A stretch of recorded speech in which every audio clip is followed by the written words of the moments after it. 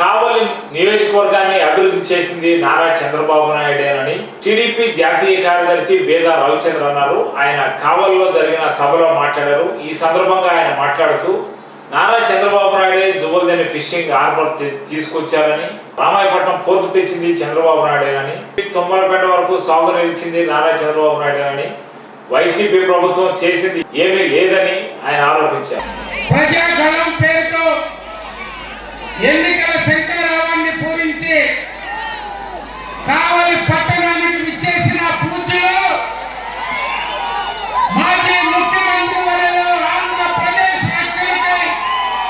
YSR Congress party అరాచకాలు, అక్రమాలు, దోపిడీ పాలన నుంచి 5 కోట్ల ఆంధ్రుల్ని కాపాడుకునేందుకు మన ముందుకు వచ్చిన మన ప్రియతమ నాయకులు నారా చంద్రబాబు నాయుడు గారికి నెల్లూరు పార్లమెంట్ అభ్యర్థిగా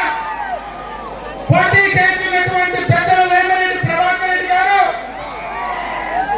కావలి నియోజకవర్గ అభ్యర్థిగా పోటీ చేస్తున్న కావ్య కృష్ణారెడ్డి గారికి Bharatiya Janata party, Janasena party, Telugu Desam party కుటుంబ సభ్యులు మాలేపాటి సుబ్బానాయుడు గారు, సుబ్బారావు గారు, వంకాటి నారాయణ రెడ్డి గారు, జనసేన పార్టీ నాయకులు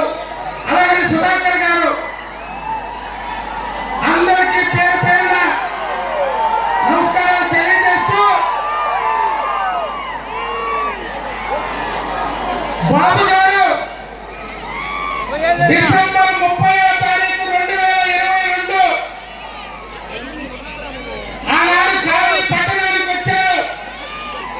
ఆ వైపు బీపీఎస్ సెంటర్ లో మీటింగ్ పెడితే